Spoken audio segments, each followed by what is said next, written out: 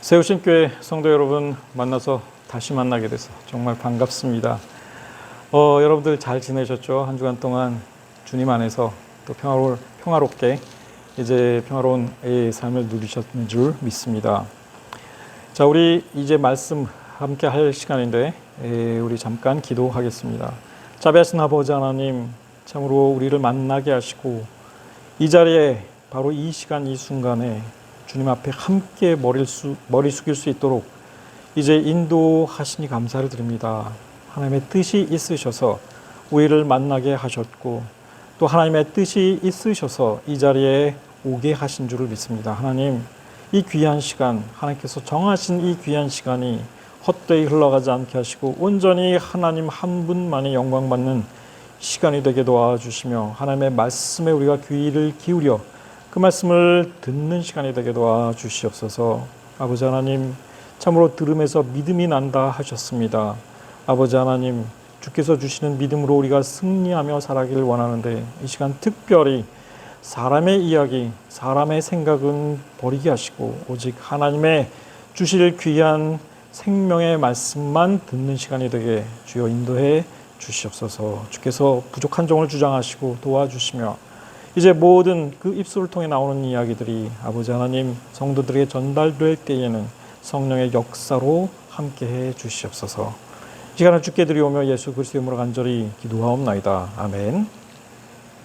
자, 반갑습니다. 여러분 좌우로 우리 함께 인사 나누겠습니다. 잘 오셨습니다. 참으로 반갑습니다. 샬롬, 반갑습니다. 예. 자, 오늘의 제목은 사랑의 빛을 지는 것에 관하여 이렇게 잡아봤습니다. 사랑의 빛이라는 표현 또는 용어는 로마서에서 사실 그 사도 바울이 이제 서술했던, 기록했던, 사용했던 용어죠. 로마서 13장 8절에 나오는 말입니다.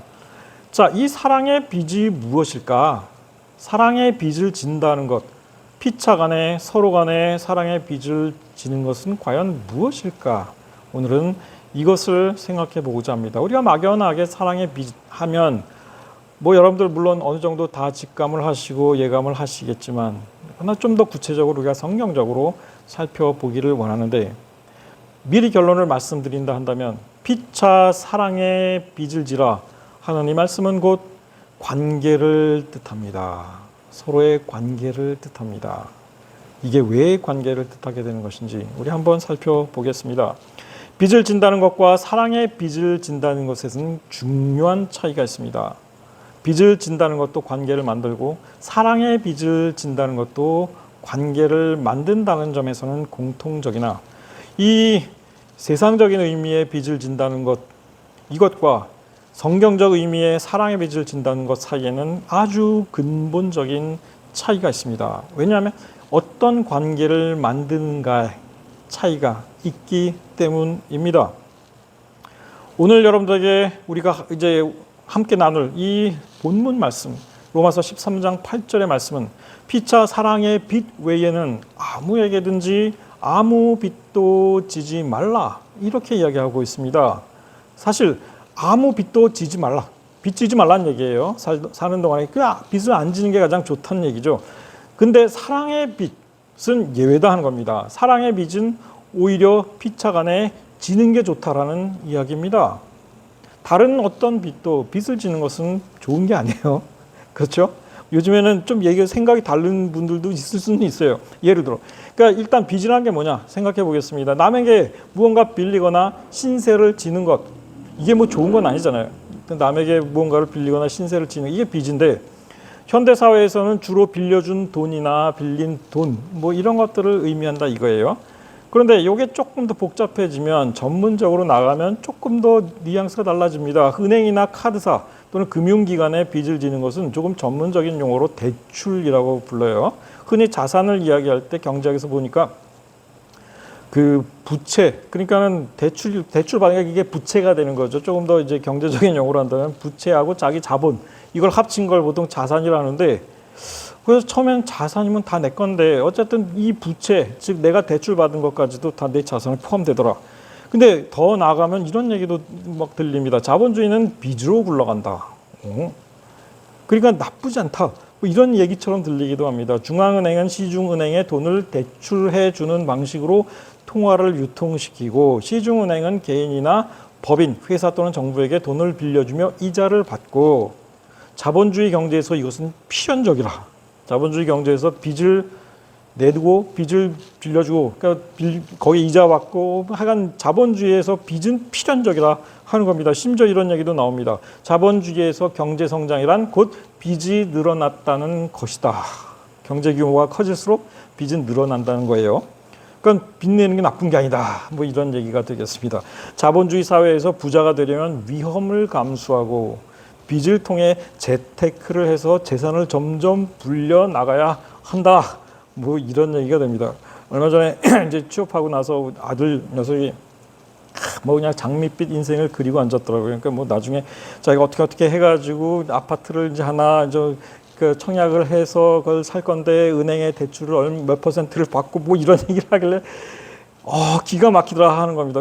야, 너 그거 은행빚 그게 얼마나 그게 위험한 건데 우리 부부는 그 은행 대출을 받는다면 막 무서워서 전혀 생각을 못 하는 건데 생각해 보면 신용카드 다 한 장 이상은 갖고 있는 것 같은데 신용카드라는 게 결국은 뭡니까? 제가 대학 이제 1학년 처음 들어갔을 때에 그 대학 영어 교재에 이제 여러 그 에세이들이 실려 있는데 그 중에 하나가 그때 제가 이제 대학 1학년 때쯤에 우리나라도 막 신용카드가 이제 등장하기 시작하는 그 시점이었거든요. 근데 신용카드에 대한 에세이였습니다. 그러니까 이제 그런 어떤 경제에 대한 에세이였는데 신용카드 얘기가 나와요. 근데 그 글을 쓰신 분이 그때 당시에는 신용카드를 조금 부정적인 뉘앙스로 이야기를 했습니다. 미래에 생길 돈을 미리 쓰게 하는 장치다 이겁니다. 이제는 없는 돈까지 긁어서 쓰는 것도 모자라서 미래에 내가 생길 이제 미래의 소득을 미리 갖다가 끌어다가 쓰는 장치가 신용카드다.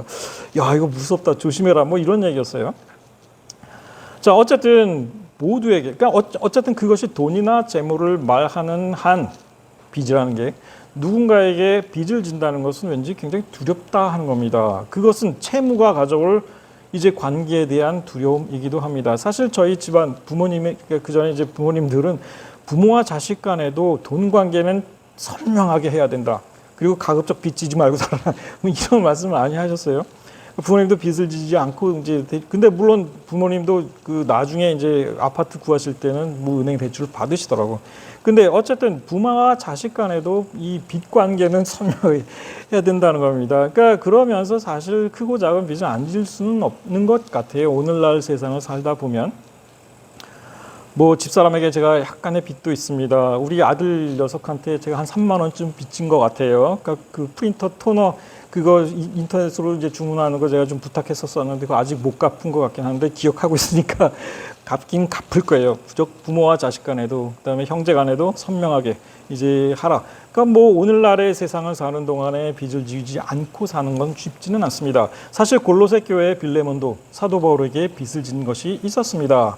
그래서 이 오네시모, 종 오네시모를 이제 사도 바울이 자신의 수하에 놓고자 이제 원래 빌레몬의 종이었던 오네시모를 자기의 이제 사람으로 만들기 위해서 사실상 내게 팔아라 이제 이런 제안을 한 거예요. 그러니까 오네시모가 내가 빌레몬아, 당신이 나를 당신 나를 동역자로 알진데 오네시모를 종으로 대접하지 말고 그러니까 종을 오네시모 보낸 거예요. 혹시라도 그 당신의 종 오네시모가 불의를 행했거나 혹은 이 종이 당신에게 그러니까 빚진 게 있다면 내 앞으로 계산해라. 내가 그거를 이제 그 갚아주리라 하는 얘기입니다. 그리고 내가 갚으려니와 내가 이외에 내 자신이 내게 빚진 것은 그러니까 빌레몬이 사도 바울한테 빚진 게 있었던 거예요. 그러니까 내가 더 이상 받겠다고 요구하지 않겠다 이런 얘기예요. 내가 받겠다 이거 다 포기하겠다. 너가 나한테 빚진 거 이제 안 갚을 테니까 안 갚아도 되니까 오네시모를 이제 내게 좀 보내달라 이제 이렇게 부탁을 하는 거였습니다. 그러니까 사실 초대교회 안에서도 불가피하게 서로 간에 돈을 빌리는 일들은 있었다 하는 거죠. 어쨌든 그리고 성경에서도 돈을 빌려주고 이제 빌리는 일들이 많이 얘기가 나오긴 나옵니다. 그러니까 예를 들어 구약 시대에도 가난한 형제가 너와 함께 거주하는데 그게 정말 너무 가난해서 뭔가 그러니까 그 사람이 빚을 져야 하는 상황이라 한다면 그에게 필요한 대로 쓸 것을 넉넉히 구워주라. 이런 율법의 말씀도 있습니다. 은혜를 베풀고 구워주는 자 잘 될 것이다. 그 일을 정의로 행하리로다. 시편 112편의 말씀이기도 합니다. 은혜를 베풀어서 남에게 필요한 정말 어려운 사람에게 돈을 구워줄 수 있는 사람, 식량을 빌려줄 수 있는 사람, 축복받을 거다. 이제 이런 얘기잖아요. 가난한 자를 불쌍히 여기는 것은 여호와께 구워드리는 것이니 잠언 19장 말씀입니다. 여호와 하나님께 빚을 구워드린다면 잊어도 충분히 챙겨주실 거 아니냐. 이제 이런 축복의 말씀인 것입니다. 내 백성 중에 가난한 자에게 돈을 구워주면 너는 채권자같이 굴지 말고, 이때에도 이 채권자들이 좀 아주 좀 심하게 굴었던 모양이죠. 이자를 받지 말 것이고, 정말 어려운 사람에게 돈을 구워주면 이자 받지 말라 하는 얘기입니다. 나중에 이제 그 실제로 그 포로기 후에 이제 이런 일들이 발생해요. 그때 이제 그 약간 그런 일들이 나옵니다. 실제로. 그러니까 이웃의 옷을 전당 잡거든 해가 지기 전에 그에게 돌려보내라 하는 겁니다. 밤에 추워요. 여름에도. 그러니까 이스라엘은 그 건조한 기후 때문에 그랬는지 사막 바람이 불지 않을 때는 여름에도 굉장히 그 선선합니다. 그러니까는 겉옷, 특히 이제 겉옷을 이야기하는데, 그러니까 겉옷을 전당 잡아놓고서 밤에 그거를 밤엔 돌려줄 압니다. 왜냐하면 그게 이불이 되거든. 가난한 사람에게는. 그 뭐 그런 얘기였죠.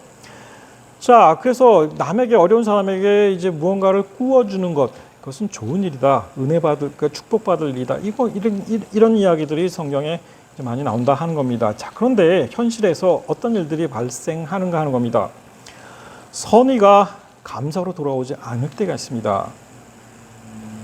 그러니까 은혜를 베푼다고 생각을 하고 남을 돕는다, 어려움에 처한 사람을 돕는다고 생각을 하고 빌려주거나 아니면 거의 무상으로 주거나 했는데도 전혀 그가 감사로 느끼지 않고 전혀 그것을 사랑의 빚으로 여기지 않을 때가 있습니다. 주는 사람에게 문제가 있었던 걸까요? 이웃을 돕는 일에서 불편함을 느낄 때가 있습니다. 마음의 평안이 아닌. 어떤 사람들이 오늘날 우리 사회에서 이런 말들이 회자됩니다. 배려가 계속되면 그것을 권리로 여기더라. 계속해서 그에게 배려를 해주면 마치 자기가 그것을 받을 권리가 있는 사람인 양 생각하고 요구를 하더라 하는 겁니다. 받으면서도 전혀 감사를 느끼지 않는 사람들도 있더라 하는 겁니다. 사실 개인적인 요즘에 제가 경험하고 있는 일 중에 하나이기도 합니다. 지난 3년 이상 동안 한 지인에게 계속 어렵다, 이제 힘들다, 뭐 이제 굉장히 사실 어려운 상황이었어요. 그래서 거의 한 달에 한 번꼴로 송금을 했던 기억이 납니다. 그런데 한 번도 내게 감사하다는 문자 하나 보낸 적이 없습니다. 돈을 보낼 때마다. 그리고 한 번은 너무 이제 자주, 그러니까 보낸 지 얼마 안 됐는데 또 보내달라 하는 이제, 그래서 어느 순간인가 이것은 뭔가 잘못됐다라는 생각이 들어서 일단 스톱을 했습니다. 안 보냈어요. 그랬더니 일정 기간에 계속 마치 스토킹을 하듯이 계속 연락이 오는데 나중에 너무 이제 이게 힘이 들어서 받지는 않았습니다. 나중에 점차 날라오는 문자가 거칠어지기 시작합니다. 나중에는 이거 조금만 더 가면 쌍욕이 나올 것 같아요. 뭔가 이건 잘못됐다라는 생각이 들었습니다. 아, 이것이 과연 정말 그 성경에서 말하는 그 베품인가? 어려운 상황에 처한 사람에게 내가 바로 하고 있는 것인가? 내가 정말 이것을 사랑의 빚으로 만들어가고 있는 것인가? 의구심이 들었습니다. 어떤 이가 저한테 그런 이야기를 한 적이 있어요. 요즘 사람들, 요즘에 노숙하는 분들은 그 빵 같은 거 이제 그 도움 차원에서 이렇게 갖다 드리면 이거 어디 빵이냐고 물어본대요. 어디에서 만든 빵이냐고. 재래시장에서 만드는 무슨 단팥빵이나 이런 거 안 받으려고 한대요. 소보루빵이나 파리바게뜨 빵을 달라고 요구한답니다. 그래서 참 갈등이 심하다 하는 겁니다. 파리바게뜨 빵은 거의 2배 가까이 되거든요, 가격이. 근데 맛은 뭐 별 차이 없는 것 같긴 한데 재래시장에서 파는 빵이 아닌 파리바게뜨 빵을 달라고 노숙자들도 한다는 얘기예요. 주는 사람에게 문제가 있는 걸까요? 우리말 속담에, 우리 한국 속담에 이런 얘기가 있습니다. 구덩이에 빠진 사람을 건져내어 주었더니 보따리를 내놓으라고 한다. 이 사진, 이 문장을 갖다가 챗 GPT한테 쫙 입력시켜 놓고 요거를 이미지로 한번 그려볼래? 했더니 요 그림을 주었습니다. 세상 참 편해졌죠. 이제는 카피라이트 이런 거 걱정하지 않고 인터넷에서 뭐 굳이 이미지를 다운로드 받지 않아도 챗 GPT한테 부탁해가지고 좀 그려라. 이렇게 하면 잘 그려주는 세상이 되었습니다. 자, 구덩이에 빠진 사람 정말 불쌍히 여겨서 꺼내 주었더니 보따리를 내놓으라고 이제는 그렇게 요구하는 이런 일들이 일어난다라고 세상 사람들이 많이 이야기를 합니다.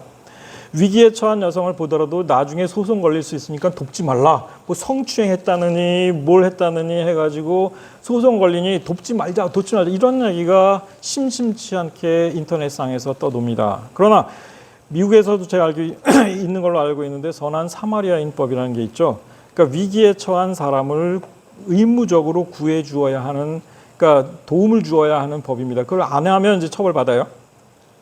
근데 대신에 그러면 만약 구해 주었다가 내가 잘못해가지고 그 사람의 이제 어떤 신체 일부에 어떤 장애를 일으키거나 잘못해가지고 이제 그런 문제가 생겼을 때 그 사람이 고소하면 어떻게 해요? 그러니까 했더니 보니까는 다 우리나라 같은 경우도 그렇대요. 면책 조항이 다 있다고는 합니다. 그런데 사람들이 꺼려하는 이유는 일단 소송이 걸리면 여기저기 끌려다니고 시간 낭비하고 엄청 스트레스를 받는다 이거예요. 그러니까 점점 위기에 처한 어떤 사람을 보더라도 도움을 선뜻 주기를 꺼려한다 하는 이야기가 됩니다. 그런 세상이 되었다 하는 얘기예요. 그러니까 돕는 사람에게 문제가 있는 거냐? 그 결과가 뭔가 불편할 때에 꼭 이것도 우리가 생각해 볼 문제이기는 합니다. 사랑 없는 이웃 돕기가 가능할까요? 성경은 있다고 말합니다. 고린도전서 13장 3절에 이렇습니다.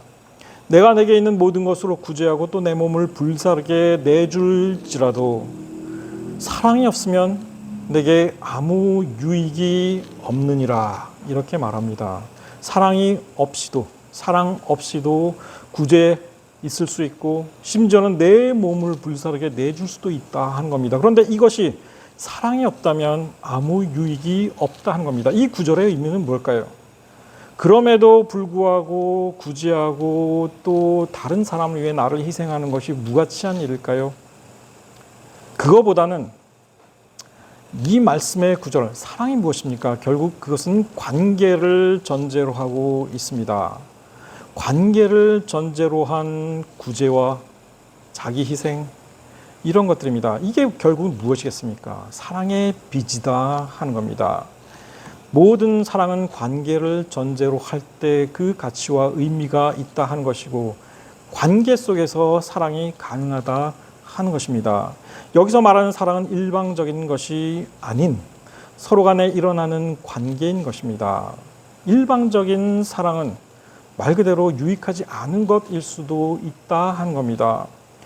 받는 이가 이를 사랑의 빚으로 여기지 않을 때 사랑의 빚에는 감사와 갚고자 하는 마음이 있어야 하는데 그래야 피차 사랑의 빚을 지는 게 되겠죠. 그러나 받은 사람이 전혀 감사하지 않고 자기가 당연히 받을 걸 받았다고 생각한다거나 아니면 그것을 무가치하게 여긴다거나 할 때 사랑의 빚은 일어나지 않는다 하는 것입니다. 인류를 위한 하나님의 크신 사랑도 거부하고 믿지 않고 감사하지 않는 이들이 있고 이들에게는 그 크신 하나님의 사랑도 결국은 의미가 없더라 하는 거죠. 성경은 다른 빚은 몰라도 사랑의 빚은 서로 지라고 권고하고 있습니다. 이것을 쉽게 말하자면 타인으로 하여금 사랑의 빚을 지게 만들라 하는 이야기 됩니다. 이 빚은 서로 질수록 좋은 것이라고 이야기합니다. 사랑으로 대갚아야 하는 사랑의 부채감을 느끼게 하라는 것이죠. 다시 말해서 이것은 이웃의 관계를 만들라 하는 겁니다. 사랑의 빚을 피차간에 지라 하는 것은 서로 간에 이웃이 되라 하는 것이고 서로 간에 관계를 만들어 가라 하는 것입니다. 사랑의 빚이 관계인 이유를 우리가 한번 살펴보겠습니다. 로마서 8장 11절 12절은 이렇게 기록합니다. 예수를 죽은 자 가운데서 살리신 이의 영이 너희 안에 거하시면 그리스도 예수를 죽은 자 가운데서 살리신 이가 너희 안에 거하시는 그의 영으로 말미암아 너희 죽을 몸도 살리시리라. 그러므로 형제들아 우리가 빚진 자로되 육신에 져서 육신대로 살 것이 아니니라 이렇게 기록하는데 하나님께서 은혜로 그의 영으로 말미암아 그리스도의 죽음을 통해 죽을 수밖에 없는 우리를 살리신 것 그것이 바로 우리가 하나님께 빚진 것이다 하는 겁니다. 기본적으로 우리는 이 사랑과 희생에 빚을 진 것입니다. 자, 빚을 진 사람이 마찬가지로 사랑의 빚을 갚을 생각을 할 때 그것이 가치가 있고 유익한 것이 됩니다. 사도 바울은 자신이 복음을 전하는 로마 교회 이방인들, 헬라인, 야만인은 좀 심한 번역이긴 해요. 그러니까는 비헬라, 비로마계 사람들을 그냥 야만인이라 불렀는데 우리말로 이거를 너무 이제 좀 약간 그래요. 어쨌든 지혜 있는 자나 어리석은 자나 지혜 있는 자나 덜 교육을 받은 사람이나 다 내가 빚진 자라. 이들에게, 이방 그리스도인들에게도 내가 빚진 자라고 사도 바울은 자기 스스로를 가리켜 이야기하고 있습니다. 왜 그럴까요? 왜 그렇겠습니까? 그러면서 말하기를 로마에 있는 너희들, 이방 그리스도인들, 너희들에게 내가 복음을 전하기 원하노라 이렇게 얘기합니다. 이 로마의 그리스도인들, 이방인 그리스도인들과 사도 바울 사이에는 서로 간에 사랑의 빚을 지고 있었다 하는 것입니다. 이 사랑의 빚이 깊어 갈수록 이들을 서로 사랑하는 그런 모습이 된다 하는 겁니다. 자기 자신을 이들에게 빚진 자라고 사도 바울은 소개하고 있습니다. 자, 사랑의 빚을 받고 이를 갚을 마음을 가지지 못했던 사람을 그린 예수 그리스도의 비유가 하나 있습니다. 마태복음 18장에 나오는 것이죠. 여러분 다 아는 이야기입니다. 천국은 마치 어떤 임금과 같다. 뭡니까? 결산할 때 10,000달란트 빚진 종 하나, 신하가 하나 있었습니다. 10,000달란트, 엄청난 양입니다. 갚을 것이 없어요. 이걸 도저히 갚을 길이 없습니다. 주인이 명하여, 왕이 명하여 그 몸과 아내와 자식들 모든 소유를 다 팔아 갚게 하라. 빚을 못 갚으면 결국 자녀들을 팔아야 합니다. 종으로. 그러니까 이게 사실 율법에서도 그렇게 돼 있어요. 근데 그 종이 엎드려 절하며 이르되 내게 참으소서, 다 갚겠습니다. 근데 갚기는 개뿔 못 갚아요. 이 사람이 무슨 돈이 있어요? 10,000달란트, 어마어마한 양인데. 그 종의 주인이 불쌍히 여깁니다. 이 사람 네가 무슨 갚을 능력이 되냐? 안 되지, 없지. 다 아는데. 그러니까 결국 그 종의 빚을 탕감해 줍니다. 10,000달란트라는 어마어마한 양의 빚을 탕감해 줍니다. 불쌍히 여겼거든요. 그러니까 이 왕의 입장에서는 불쌍히 여긴 이 종, 사랑의 빚을 준 겁니다. 그러니까 이 종은 사랑의 빚을 왕으로부터 받은 거예요. 그 빚을 탕감받았으니까. 그런데 그 종이 나아가서 자기에게 100데나리온, 몇 푼 안 됩니다. 100데나리온, 하루 싹시, 하루 임금이 1데나리온이라 한다면 뭐 100일치 정도, 뭐 정도는 아니지만, 약간 빚진 동료 한 사람을 만났는데 자기한테 빚진 거예요. 100데나리온. 그러니까 10,000달란트에 비하면 100데나리온은 사실 얼마 안 돼요. 정말 적은 양입니다. 목을 잡고 이르되 빚을 갚으라 하매 동료가 엎드려 간구합니다. 제발 참아주십시오. 내가 갚겠습니다. 자, 이렇게 얘기하는데도 이 종은 허락하지를 않고 결국 고발해서 그가 빚을 갚도록 옥에 가두었답니다. 자, 그랬더니 그 동료들이 이 상황을 보고 너무 불쌍히 여긴 겁니다. 그래서 주인 왕에게 찾아갑니다. 그리고 이 일을 다 알려버려요. 다 알립니다. 왕은 진노합니다. 주인이 이 종을 불러드립니다. 이 악한 종아, 종은 그에게 그렇게 얘기합니다. 내가 사랑의 빚을 내게 베풀었거늘 너는 이것을 악으로 다른 이에게 갚았다 하는 겁니다. 내가 받은 것에 100분의 1, 1000분의 1, 만분의 1만이라도 내가 베풀고 사랑의 빚으로 내가 받을 수 있었더라면 내가 이렇게 얘기하지 않겠다 하는 거죠. 악한 종아, 내가 빌기에 내가 내 빚을 전부 탕감하여 주었거늘 내가 너를 불쌍히 여김과 같이 너도 내 동료를 불쌍히 여김이 마땅하지 아니한가 하는 겁니다. 사랑의 빚은 사랑의 빚으로 갚게 되어 있다 하는 겁니다. 그게 큰 액수이든 작은 액수이든 큰 것이든 작은 것이든 내가 이제 값없이 받은 것을 값없이 준다 하는 그 정신이 바로 복음의 정신이거든요.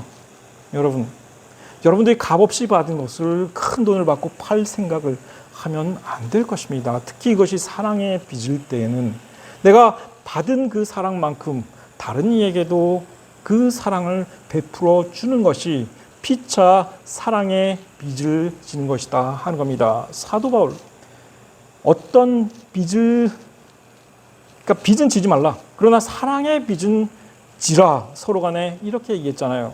물론 현실에서 조금 돈을 대출받고 뭐 이럴 수 있습니다. 뭐 그것을 통해서 돈을 더 불리는 재능이 있다면 뭐 더 할 나위 없이 좋은 것이겠죠. 그러나 위험하잖아요. 그리고 거기에는 이런 관계가 없습니다. 그러나 사랑의 빚은 아름다운 관계를 만들어 갑니다. 이웃을 만들어 가는 것이 바로 사랑의 빚인데 이것을 악으로 갚았다 하는 겁니다. 천국은 이 임금과 같다 하는 겁니다. 이게 무슨 뜻입니까? 이 사랑의 빚을 악으로 갚은 이에게 천국은 그를 가리켜 악한 종이라 정죄한다 하는 것이죠. 사랑의 빚을 지는 것은 관계를 만드는 일입니다. 사랑의 빚을 지게 함으로 유대인을 이웃으로 만든 사람이 있었죠. 사마리아 사람이었습니다. 어떤 율법 교사가 어느 날 예수를 시험하고자 했습니다. 찾아와서 내가 무엇을 하여야 영생을 얻겠습니까? 묻죠. 우리가 너무 잘 아는 말씀입니다.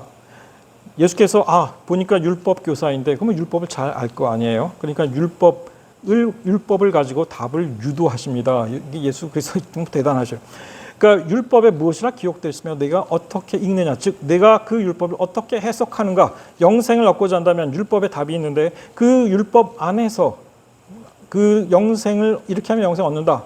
이제 기록되어 있는데 내가 그것을 어떻게 해석하는가 이제 물었습니다. 그랬더니 이 사람 정답을 이야기합니다. 내 마음을 다하며 목숨을 다하며 힘을 다하며 뜻을 다하여 주 너의 하나님을 사랑하고 또한 내 이웃을 내 자신과 같이 사랑하라 하였나이다. 예수께서 이 대답을 들으시고 아주 칭찬하신 거예요. 사실 다른 복음서에 보면 칭찬했어요. 옳도다 이를 행하라. 옳도다 하고 그 다음에 하신 말씀 이를 행하라. 그리하면 살리라. 즉 이를 행하라. 그리하면 내가 영생을 얻을 것이다. 답을 하십니다. 자, 그런데 여기서 안 끝내요. 이 율법사. 이 누가복음 10장에서 기록에 따르면 자기를 옳게 보이려는 그런 마음이 있었다고 합니다. 예수께 다시 묻습니다. 그러면 내가 내 이웃이 누구입니까? 이런 질문을 던집니다. 내가 내 이웃이 누구인지를 알면 내가 그 이웃을 정말 사랑할 텐데 내 이웃이 누군지를 잘 모르겠어요. 그러니까 내 이웃이 누구입니까? 이걸 물어요. 어떻게 하면 내가 이웃을 찾을 수 있겠습니까? 이걸 물은 겁니다. 그래야 내가 사랑할 수 있겠죠, 이웃을. 이걸 물은 거죠. 자, 그때 하신 말씀, 답변으로 주신 이야기가 바로 선한 사마리아 사람의 이야기입니다. 이게 실화인지 비유인지는 알 수 없어요. 어떤 사람이 예루살렘에서 여리고로 내려가다가 강도를 만나매 그 전에 이제 다른 곳에서도 제가 여러분들에게 아마 말씀드린 것 같아요. 그 사순절 때 아니면 뭐 언제든 하여간 그 예루살렘에서 여리고로 내려가. 예루살렘은 해발 거의 700m 육박하는 이제 고산지대이고 여리고는 해발 뭐 한 300m 전후에 아주 그 마이너스, 그러니까 땅 그 해수면보다 낮은 곳에 있습니다. 그러니까 굉장히 높은 지대에서 낮은 지대로 가는데 이게 험준한 그 유대 산지를 거쳐 가야 한단 말이죠. 그러니까 많은 사람들이 거기에 와디가 있습니다. 와디는 여름철에는 물이 흐르지 않고 겨울 우기에만 물이 흐르는 이제 그 개천이에요. 근데 우기에 이제 개천. 근데 그 와디를 따라서 예루살렘 산지에서 여리고로 아주 숏컷, 그러니까 지름길이 나 있습니다. 그 와디 길을 따라가면 그냥 바로 여리고로 이제 길 잃지 않고 그냥 가게 돼 있어요. 근데 문제는 뭐냐면 여기가 굉장히 험한 계곡입니다. 으스스해요. 최근까지도 살인 사건이 일어나는 그런 곳이에요. 자, 그런데 그래서 사람들이 그 유혹을 그러나 이기지 못합니다. 야, 거기만 가면 굉장히 빨리 편하게 시원하게 좋은 경치 구경하면서 이제 그 물도 있고 때때로 겨울에 가면은 그 다음에 이제 길 잃을 염려도 없고 참 좋다 이거야. 지름길이니까. 근데 문제는 뭐냐면 굉장히 외지고 으슥하고 사람들이 별로 안 다니까 뭐 댕기는 사람이 그렇게 많지는 않으니까 위험하다 이겁니다. 근데 어떤 사람이 그 길을 따라 이제 여리고로 내려가다가 결국은 강도를 만납니다. 강도들이 뭐 여러분들 잘 아시는 대로 거의 거지 반 때려 죽여요. 제사장이 그 길로 가다가 그를 만났으나 자기도 무서워서 그냥 가버리고 레위인도 그냥 가버립니다. 자, 그런데 이 유대인들과 앙숙으로 지내는 사마리아인이 그를 발견합니다. 거길 가다가요. 그를 불쌍히 여겼다고 성경은 기록합니다. 그를 불쌍히 여겼다고. 기름과 포도주를 상처에 붓고 싸매고 주막으로 데려가서 돌보아주고 주막 주인에게 이르기를 이 사람을 돌보아 주소서. 비용이 더 들면 내가 돌아올 때 갚겠소. 이렇게 이야기를 합니다. 생면부지의 두 사람이 만나 사랑의 빚을 주고 받는데 먼저 이 사마리아인이 사랑의 빚을 이 강도 만난 유대인에게 베풀었다는 거죠. 자, 그리고 나서 이제 예수님께서 묻는데 당연히 이 사랑의 대상이 된 사랑의 빚을 이제 받은 이 유대인에 관해서 예수님께서 묻습니다. 자, 사마리아인, 그 다음에 제사장, 레위인 이 세 사람 중에 누가 강도 만난 자의 이웃이 되겠는가? 이 강도 만난 자가 누구를 이웃으로 생각하겠니? 묻습니다. 당연히 답은 있죠. 자비를 베푼 자입니다. 그 다음에 예수께서 뭐라 하십니까? 가서 너도 이와 같이 하라 하십니다. 누가 나의 이웃입니까? 를 물었는데 예수님께서는 이러이러한 사람이 너의 이웃이야 라고 답한 게 아니라 가서 너도 사마리아인처럼 하라 말씀하셨습니다. 이건 무엇입니까? 사마리아인은 사랑의 빚으로 자기 이웃을 만들었습니다. 이웃은 찾아가는 것이 아니라 내가 만드는 것이다 하는 겁니다. 어떻게? 사랑의 빚을 통해서. 이겁니다. 이웃은 내가 찾는 게 아니라 찾을 대상이 아니고 네가 만들 대상이다 하는 겁니다. 사랑의 빚을 지게 만들면, 내가 사랑의 빚을 빌려주면 그 사람이 나와 사랑의 빚으로 이웃이 된다 하는 것이죠. 물론 그 사람이 갚을 생각을 할 때의 이야기입니다. 내가 받았으니 정말 내가 되갚아야 되겠다. 얼마나 감사한가. 이렇게 생각할 때의 얘기라 하는 것입니다. 당연히 이 주막에서 이제 치료를 받고 사마리아인의 도움을 받았던 이 사람은 당연히 그 사람을 자기 이웃으로 생각하고 감사했다라는 것을 전제로 깐 이야기였죠. 자, 초대교회 시절에 예루살렘에 가뭄이 들고 흉년이 들어 많은 예루살렘 교회 성도들이 박해 가운데 어려움을 당했습니다. 이때에 이제 마케도니아와 아카이아, 예를 들어 고린도 교회 같은데 이런 데에서 이방인 성도들이 연보를 해서 헌금을 거두어서 예루살렘 교회에 보냈습니다. 이때에 이 일을 맡았던 사도 바울이 뭐라고 기록하고 있습니까? 저희는 그들에게 빚진 자니 여기서 저희는 누굽니까? 이방인 그리스도인들입니다. 만일 이방인들이 그들의 영적인 것을 나누어 가졌으면 육적인 것으로 그들을 섬기는 것이 마땅하니라. 여기서 그들은 누구입니까? 예루살렘의 유대인 그리스도인들입니다. 즉 이방인 그리스도인들이 유대인 그리스도인들을 통해 영적인 것을 나누어 가졌으므로, 영적인 것, 사랑의 빚을 받았으므로 그들이 이제 육적인 것으로 그 사랑의 빚을 갚는 것은 마땅하다라는 이야기가 되는 겁니다. 서로 간에 그리하여 피차 사랑의 빚을 나누라 하는 것이죠. 피차 사랑의 빚을 진다는 것은 무엇을 의미할까요? 그것은 이웃사랑의 관계, 이웃의 관계가 형성되고 그들 사이에 이웃사랑의 관계가 두터워진다는 것을 말합니다. 성경적인 사랑, 곧 자기 자신처럼 이웃을 사랑한다는 것은 결코 돈이나 재물을 나누는 것으로만 표현되는 것은 아닙니다. 오히려 현실에서는 돈이나 재물이 아닌 다른 것으로 표현되는 사랑의 빚도 훨씬 많다 하는 것입니다. 사랑의 빚은 서로 주고받음으로써 감사를 느끼고 보답하고 싶은 마음을 느낄 때 생기는 상호적인 관계이기 때문에 그렇습니다. 사랑에 대해 우리에게 가르쳐주는 성경의 말씀들을 보시기 바랍니다. 사랑은 서로 용납해주고 서로 용납받습니다. 에베소서 4장 2절입니다. 사랑 가운데 서로 용납하라. 이렇게 말씀을 하십니다. 이게 무슨 뜻입니까? 사랑 가운데 서로 용납할 때 우리는 사랑의 빚을 주고받는 것이다 하는 겁니다. 또한 사랑은 서로의 관계를 더욱 온전하게 묶어주는 띠다 하는 겁니다. 관계를 더 돈독하게 하는 언행이나 이런 모든 것들이 사랑의 빚이 될 수 있다 하는 겁니다. 이 모든 것이 사랑을 더하라. 이는 온전하게 매는 띠니라. 사랑은 하나님을 알게 하는 지식의 통로가 되기도 합니다. 사랑하는 자 하나님을부터 나서 하나님을 알고 사랑하지 아니하는 자는 하나님을 알지 못하나니 하나님은 사랑이심이라 하는 거죠.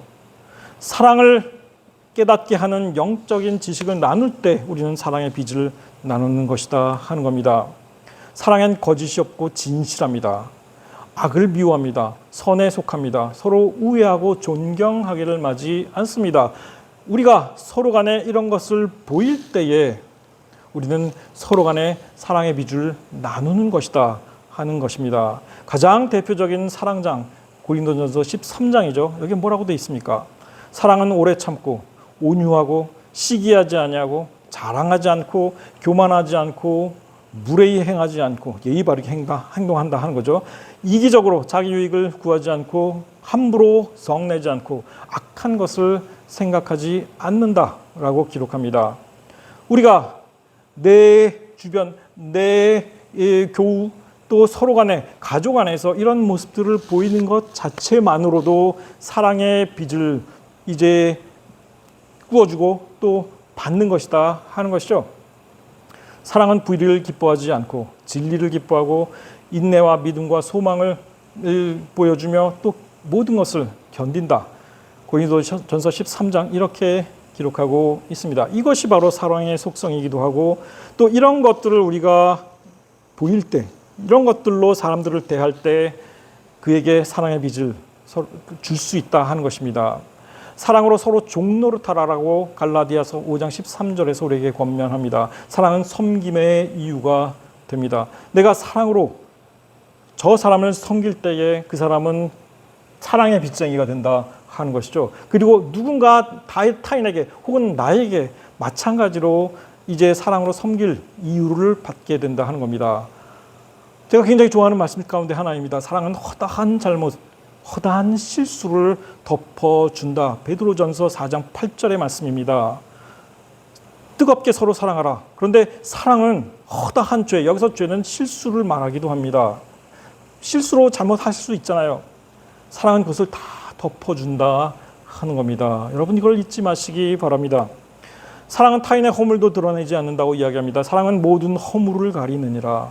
내가 정말 부끄럽고 치명적인 실수를 저질렀고 잘못을 저질렀고 범죄했어요. 근데 사람들이 나를 그것을 가려줘요. 그 드러내서 뭐 이야기하지 않고 또 다른 이에게 그것이 드러나도록 떠벌리지도 않아요. 없는 것처럼 이야기해 줍니다. 얼마나 감사하고 고마워요. 얼마나 고맙겠습니까? 사랑입니다. 이게 사랑의 빚을 지는 겁니다. 사랑 안에 두려움이 없고 온전한 사랑의 두려움을 내쫓는다. 성경은 이렇게 얘기합니다. 사랑을 품고 사랑의 빚을 주고자 하는 사람은 두려움이 없고 떳떳하다 하는 겁니다. 그리고 마지막으로 가장 큰 사랑의 빚은 바로 이것입니다. 사람이 친구를 위하여 자기 목숨을 버리면 이보다 더 큰 사랑이 없나니. 요한복음 15장 13절의 말씀입니다. 친구를 위해 자기 목숨을 버리는 이 사랑의 빚은 가장 큰, 우리가 줄 수 있는, 우리가 받을 수 있는 가장 큰 사랑의 빚이다 하는 겁니다. 예수 그리스도께서 행하신 빚이기도 합니다. 그런데 이 세상에서, 이 현실에서 다른 일을 위하여 이런 일을 행하는 사람들도 있더라 하는 겁니다. 오늘의 결론의 말씀을 한 사람의 스토리를 가지고 결론을 짓고자 합니다. 아마 혹 아시는 분이 있을지 모르겠어요. 근데 대부분은 모르실 것 같아요. 저도 몰랐었습니다. 윌리엄 해밀턴 쇼라는 분의 집안과 한국의 그리스도인들 사이에 서로 주고받았던 사랑의 빚에 관한 이야기입니다. 대전에 가면 모건대학교라는 학교가 있습니다. 감리교 대학입니다. 거기에 채플이 있습니다. 그 채플의 이름, 예배당, 대학 예배당 이름이 윌리엄 쇼 채플이에요. 윌리엄 쇼라는 분이 누구였느냐? 그는 6.25 전쟁 당시 미 해군 대위였습니다. 그의 이름 풀네임 윌리엄 해밀턴 쇼의 이름을 딴 채플입니다. 옛날에 처음 지어졌을 때 사진이에요. 사연은 이렇습니다. 윌리엄 해밀턴 쇼 대위는 원래 평양 광성학교 출신으로서 교육 선교사로 우리나라에서 사역했던 감리교 선교사 윌리엄 얼 쇼의 외동 아들이었습니다. 한국에서 태어났고 17살 때까지 평양에서 성장했습니다. 그래서 영어와 한국어, 일본어를 유창하게 구사할 수 있었던 사람입니다. 청년기에 그는 대학 진학을 위해 미국으로 일시 귀국을 합니다. 웨슬리안 대학을 졸업했고, 근데 그때 마침 2차 대전이 이제 발발했고, 이제 전쟁 중에 결국은 미 해군 장교로 입대하게 돼요. 그래서 1944년 6월 6일에 노르망디 상륙 작전에도 참전을 했습니다.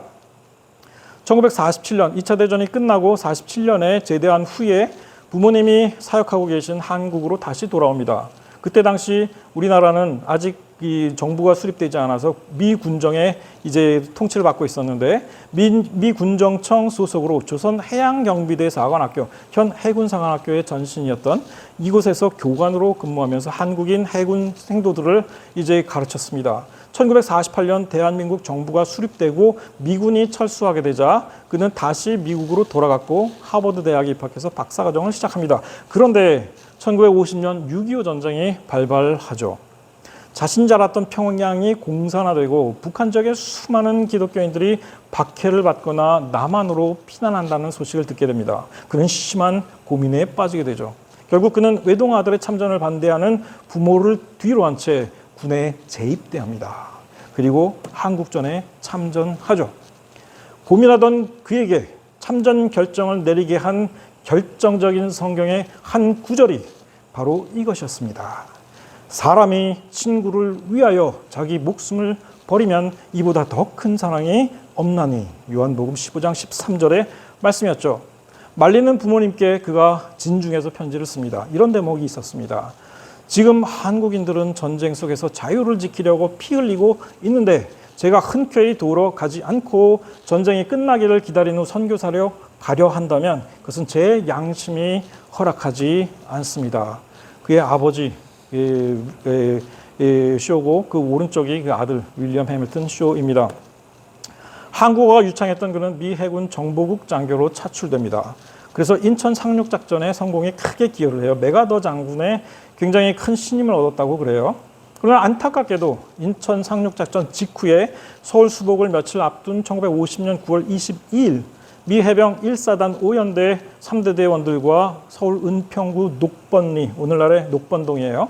거기서 수색 정찰을 하던 중 매복한 북한군 저격수의 총에 맞아 전사합니다.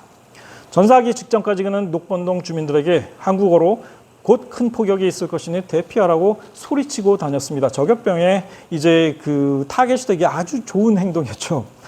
결국 그의 시신은 마포구 합정동 양화진에 있는 외국인 묘지에 안장이 됩니다.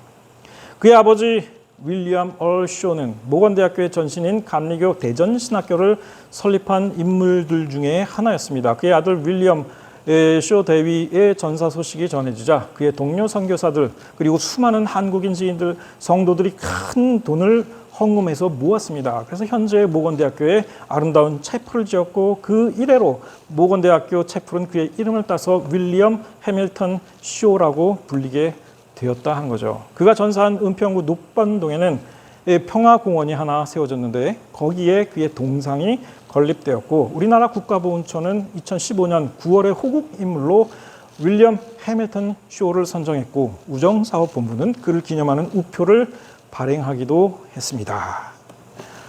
그의 미방인 주아니타 로빈슨 쇼 아들을 가지고 있었어요. 태중에 하버드 대학에서 박사학위 마치고 이화여대 사회학과 교수로 재직했습니다. 그리고 한국의 독립과 관련된 중요한 저술을 많이 남겼습니다. 그의 아들 윌리엄 로빈슨 쇼, 즉 해밀턴 쇼의 아들 로빈슨 쇼도 서울대 법대 초빙 교수로 근무한 적이 있었고 그의 손녀 가운데 해밀턴 쇼의 손녀 중에 줄리 쇼라는 여성이 있는데 주한미기 공군 소속으로 오산 공군 기지에서 근무하기도 했다고 그래요. 이 사진 여러분 보시면 저 사진 어디서 얻었을까 궁금해하실 분도 계신데 이게 우리나라 추계 유치원에 댕겼던 그 졸업 사진에 나오는 사진입니다. 윌리엄 해밀턴 쇼의 손녀예요. 줄리 쇼입니다. 제가 이 사진 어떻게 얻었게요? 제 집사람이 여기를 졸업했거든요. 동창이었습니다. 자, 선교사 쇼 집안의 4대에 걸친 한국 사랑이었습니다. 윌리엄 해밀턴 쇼는 자기의 한국을 자기 고향이라고 부르곤 했습니다. 한국의 그리스도인들과 한국 국민과 윌리엄 쇼 집안, 특히 해밀턴 쇼, 이 두 사람들의 이들 양자의 정말 4대에 걸친 사랑의 빚을 나눔, 이게 바로 사도 바울께서 우리에게 권했던 그 사랑의 빚이었다 하는 겁니다. 기도하겠습니다. 자비하신 아버지 하나님, 우리로 다른 어떤 빚보다 사랑의 빚을 서로 지는 저희들이 되게 도와주시옵소서. 그리하여 정말 주께서 우리에게 명하신 그 이웃사랑에 이제 그 말씀을 실천하기 원하옵나이다. 예수 그리스도의 이름으로 간절히 기도합니다. 아멘.